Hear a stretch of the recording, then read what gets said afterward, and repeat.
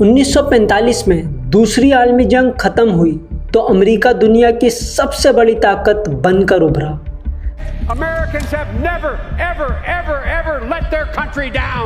اگلے کئی عشروں تک دنیا کی سیاست، معیشت اور جنگی فیصلوں پر امریکہ کا اثر غالب رہا، لیکن 21ویں صدی میں ایک طاقت خاموشی سے ابھر رہی تھی، ایک ایسی طاقت جو صرف فوج نہیں، صرف معیشت نہیں، بلکہ ٹیکنالوجی، مصنوعی ذہانت، سائبر وارفیئر، سپلائی چین اور ڈیجیٹل انفراسٹرکچر کے ذریعے دنیا کا توازن بدل رہی تھی۔ یہ طاقت تھی چین۔ 1978 کے بعد چین نے اپنی معیشت دنیا کے لیے کھولی۔ اگلے چند عشروں میں چین دنیا کی فیکٹری بن گیا۔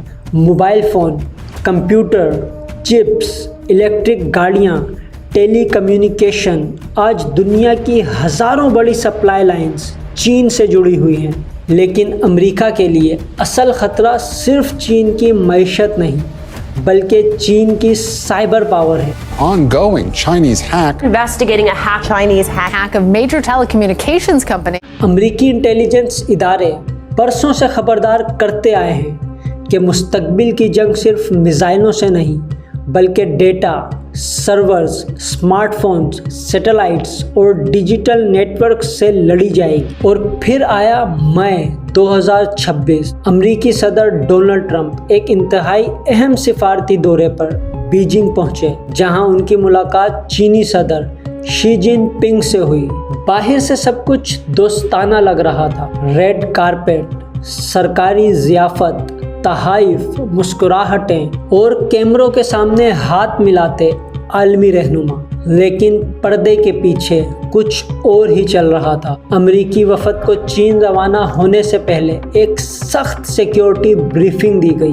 انہیں واضح ہدایت دی گئی، اپنے ذاتی موبائل فون ساتھ نہیں لے جانے، اپنے لیپ ٹاپس استعمال نہیں کرنے، اپنی روزمرہ کی ای میلز یا کلاؤڈ اکاؤنٹس لاگ ان نہیں کرنے، کیونکہ امریکی انٹیلیجنس کو خدشہ تھا کہ چین کے اندر کوئی بھی ڈیجیٹل ڈیوائس، کوئی بھی وائی فائی کنیکشن، کوئی بھی یو ایس بی پورٹ، حتیٰ کہ ایک عام چارجنگ کیبل بھی ڈیٹا ایکسٹریکشن کا ذریعہ بن سکتی ہے۔ اسی لیے پورے امریکی وفد کو صرف ٹیمپرری برنر فونز دیے گئے، کلین لیپ ٹاپس دیے گئے اور ریسٹرکٹڈ کمیونیکیشن سسٹمز استعمال کروائے گئے۔ یہاں تک کہ کچھ رپورٹس کے مطابق امریکی سیکیورٹی ٹیم نے گاڑیوں اور حساس سامان سے بائیو میٹرک ایکسس ٹریسز تک محدود کیے تاکہ کوئی ڈیجیٹل کلوننگ نہ ہو۔ پھر ملاقاتیں ختم ہوئیں۔ ٹرمپ اور شی جن پنگ نے تجارت، تائیوان،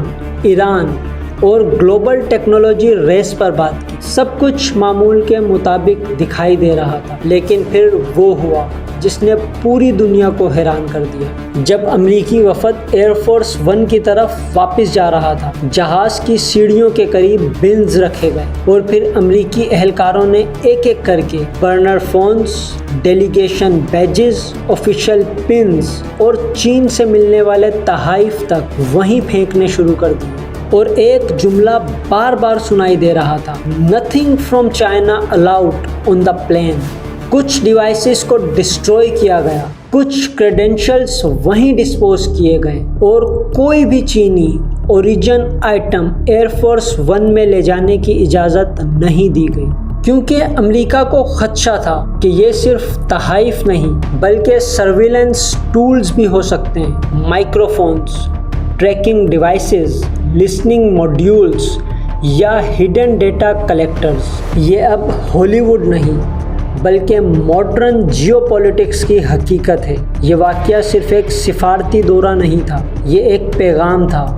امریکہ اور چین اب صرف ٹریڈ وار نہیں لڑ رہے، وہ ٹرسٹ وار لڑ رہے ہیں، وہ ٹیکنالوجی وار لڑ رہے ہیں، وہ سائبر وار لڑ رہے ہیں۔ اسی دوران چین تائیوان کے گرد فوجی مشقیں بڑھا رہا ہے، ساؤتھ چائنا سی میں بحری طاقت بڑھا رہا ہے اور سیٹلائٹس، کوانٹم کمپیوٹنگ، اے آئی اور سیمی کنڈکٹر ریس میں امریکہ کو چیلنج کر رہا ہے۔ دوسری طرف امریکہ، جاپان، آسٹریلیا، فلپائنز اور انڈو پیسیفک الائنسز کو مضبوط کر رہا ہے۔ اب سوال صرف یہ نہیں کہ اگلی جنگ کہاں ہوگی، اصل سوال یہ ہے کیا اگلی عالمی جنگ میزائل سے پہلے سرورز پر لڑی جائے گی؟ کیا دنیا کا پہلا بڑا حملہ کسی شہر پر نہیں بلکہ پاور گریڈ پر ہوگا؟ کیا اگلا ہتھیار بم نہیں بلکہ ہیکڈ ڈیٹا ہوگا؟ اور اگر دنیا کی دو سب سے بڑی طاقتیں ایک دوسرے پر اعتماد کھو چکی ہیں تو پھر